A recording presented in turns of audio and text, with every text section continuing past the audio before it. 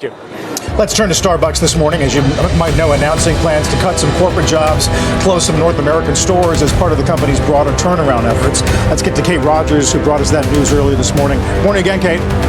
Getting your Starbucks fix tomorrow. The coffee chain is closing hundreds of its stores nationwide, many of them right here in the Southland. Struggling with coffee competition and inflation, Starbucks now is running out of steam, you might say, and laying off hundreds of workers. Among the worst performers in the S&P 500, it's down double digits. There's no question that the occasional customer is cutting back on visits to us. We have not been able to communicate to them the value that we provide. America's favorite coffee giant just lost $1 billion overnight.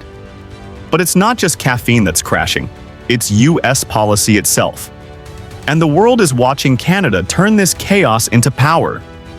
The morning after the announcement, the usual hum in Starbucks stores across the country carried an edge of disbelief. The green siren still glowed above doors from Seattle to Miami. But inside, managers were fielding nervous calls. Baristas were refreshing job portals on their phones, and customers were staring at push notifications that read, "Starbucks cuts 900 U.S. jobs in $1 billion restructuring." In corporate terms, it sounded routine. A global efficiency plan, a pivot toward automation and digital platforms, a strategic refocus on growth markets abroad. But to the American public, to millions for whom a cup of Starbucks is as much ritual as refreshment, it felt like a breach of normalcy. The coffee cup had become a mirror of economic anxiety. Something was shifting beneath the surface of everyday life. At headquarters in Seattle, the mood was somber. For years, the company had weathered recessions, pandemics, and labor disputes, often emerging stronger. But this was different. Behind the polished press release, executives were grappling with a deeper structural problem. Costs were rising faster than they could adjust, and the U.S. consumer, once the bedrock of their success, was faltering under inflation and policy shocks that began far from the espresso machine. The numbers were stark. The restructuring would cut about 900 non-retail positions, primarily corporate, logistics, and procurement roles, and trim roughly 1% of U.S. store locations by year's end. Nearly 90% of the restructuring costs would hit the North American segment. For a company that built its brand on community warmth and inclusivity, the internal memo landed like cold brew in winter, polite, rational, and chilling. In economic shorthand, Starbucks had become collateral damage in a policy crossfire. The trade and tariff environment that defined the Trump years, revived in new forms through 2024 and 2025, had pushed American supply chains into a corner. Coffee beans may come from Latin America, but the cups, lids, espresso machines, and even packaging inks draw on materials from Europe, Canada, and Asia. Tariffs on aluminum, steel, paper composites, and manufacturing equipment quietly inflated input costs across the beverage sector. When Trump's economic team doubled down on strategic tariffs to pressure partners like China and Mexico, the intended effect was protectionism. The real outcome was contagion. Each round of tariffs rippled through industries that depended on imported materials. For Starbucks, that meant pricier espresso machines sourced from Italy, higher logistics costs due to fuel surcharges, and delayed renovations for thousands of outlets awaiting imported furniture and fixtures. The irony was almost cinematic. A brand that symbolized the easy flow of global culture, beans from Colombia, baristas in Denver, design from Copenhagen, was now a victim of economic borders hardening again. Inside the White House, the reaction was defensive. Trump, characteristically, tried to cast the Starbucks cuts as proof that corporate America needs leaner management. But markets didn't buy it. Wall Street analysts immediately drew the line between tariffs and corporate pain. One note from a major investment bank, titled "Caffeine and Consequences," spelled it out. Tariff-induced cost pressures have eroded margins across consumer-facing sectors. Starbucks is the latest high-profile casualty. For years, American presidents have promised to bring jobs home. Instead, the trade environment was making it harder to keep them here. Starbucks' 900 layoffs may seem small in a labor force of millions, but symbolically, they cut deep. Because they happened in a company that embodied the daily rhythm of American optimism. In an interview with Bloomberg, a former Starbucks operations manager put it bluntly, "You can't tariff your way to prosperity. Every screw, every machine part, every ingredient that crosses a border adds a few cents. Multiply that across thousands of stores, and you've got $1 billion headache." Across the border in Canada, the contrast was striking. Starbucks Canada, though affected by global trends, wasn't facing mass cuts. The country's steadier trade policy, low volatility, stable supply agreements, and cooperative deals with both Europe and Asia meant that costs were manageable, even amid inflation. Canadian consumer confidence held steady. Coffee demand barely wavered. This divergence between two neighboring economies told a larger story. Canada's trade posture had evolved toward flexibility and diversification, while the US was tying itself in knots of its own design. Tariffs meant to secure America's economic independence were instead straining its interdependence, a web of partnerships that had quietly underwritten its prosperity for decades. Back in Seattle, internal briefings showed just how interconnected the company's fortunes were with those global flows. Stainless steel imports from Korea and Italy, cardboard sourced from Quebec, flavor additives from Singapore, dairy machinery components from Germany. Nearly half of Starbucks' supply base now faced tariff-related adjustments or shipping delays. Each adjustment carried costs that eventually filtered down to stores and, inevitably, customers. The average price of a latte had climbed 12% since the first round of tariff revisions in 2024. Some of that was inflation, some corporate margin protection, but much of it came from rising input costs, and consumers noticed.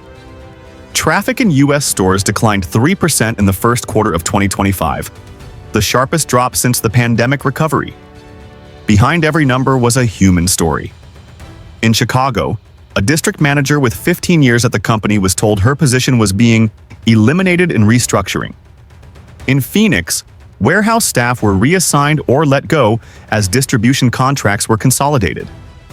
A sourcing specialist in Portland described the atmosphere in a message board post. "It feels like we're paying for Washington's trade games." That sentiment, quiet, resentful, weary, was spreading beyond corporate America.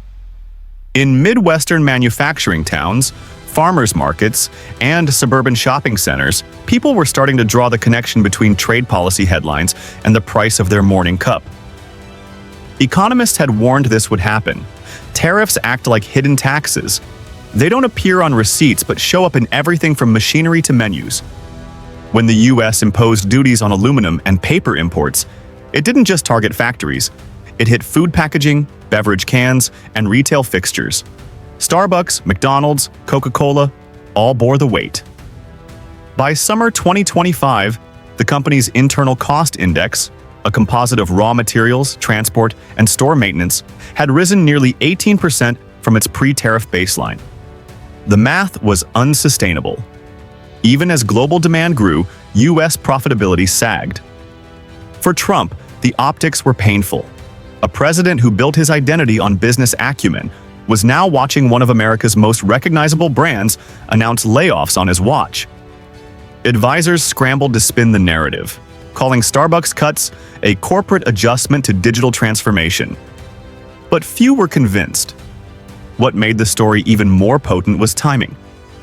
Only weeks earlier, Canada had unveiled a trade diversification package worth over $6 billion, including support for small exporters and clean energy infrastructure.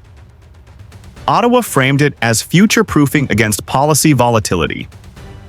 In effect, Canada was building insulation, political, economic, and psychological, against the kind of shocks now hitting the U.S.